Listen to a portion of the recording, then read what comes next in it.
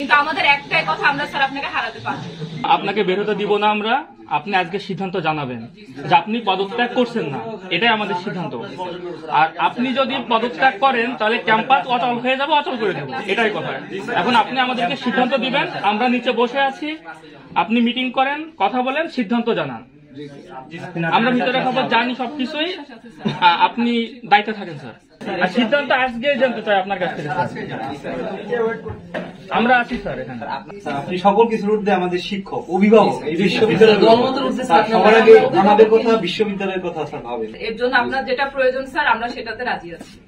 আমাদের স্যার আপনার প্রতি সম্পূর্ণ বিশ্বাস আছে যে স্যার কখনোই কোনো অন্যায়কে প্রশ্রয় দিবে না, কোনো অন্যায় মেনে নিবেন, এবং আমরা কখনো এটা স্যার শুনি নাই, দেখি নাই, জানিও নাই। তাই স্যার আপনার প্রতি আমরা সম্পূর্ণ বিশ্বাস রেখে আমরা এতটুকু আপনাকে স্যার নিশ্চিত করে যাচ্ছি যে আমরা আপনার সাথে আছি, আপনি আমাদেরকে ছেড়ে যেতে পারবেন। মানে আপনি শুধুমাত্র ব্যক্তিভাবে চিন্তা না করে আমাদের অভিভাবক হিসেবে একটু চিন্তা করবেন স্যার। তোমাদের অভিভাবক হিসেবে চিন্তা করি বিধায় আমি এখন পর্যন্ত আছি। তোমাদের কাছে আমার অনুরোধ, আমার কথা একটু ভাবো।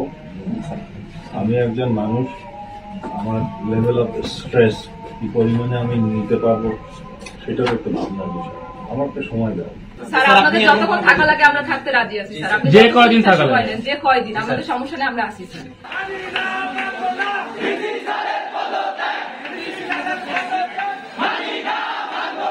এটা আমার মনে করি যে আমার শিক্ষাগত জীবনে অনেক বড় প্রাপ্তি এবং প্রশাসনিক জীবনে অনেক বড় প্রাপ্তি। ভাইস চ্যান্সেলর হিসাবে দায়িত্ব পালন করেছি। শিক্ষার্থী আমার ক্লাসেও আমি তোমাদেরকে অনেক কিছু পড়িয়েছি। একজন শিক্ষকের একটা বড় কিছু প্রাপ্তি নয়, যার জন্য শিক্ষার্থীরা আসতে পারে। আমার জীবনের অনেক প্রাপ্তির মধ্যে আমি মনে করবো যে এটা অনেক বড়।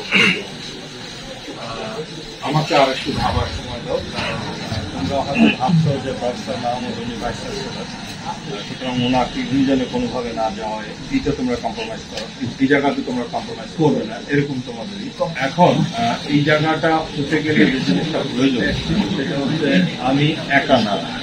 আমাকে যে পার্সন হয়তো দেখছো যে আমি একজন ইন্ডিভিজুয়াল মানুষ, কিন্তু আমার এই কাজের সাথে lot of people they are involve.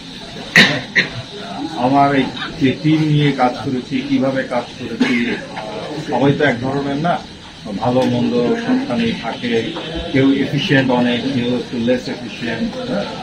সবকিছু মিলে আমার টিমের সাথে বসবো আমি, বসে তারপরে তোমাদের সিদ্ধান্ত দেবো। যতক্ষণ না বসছি ততক্ষণ আছি।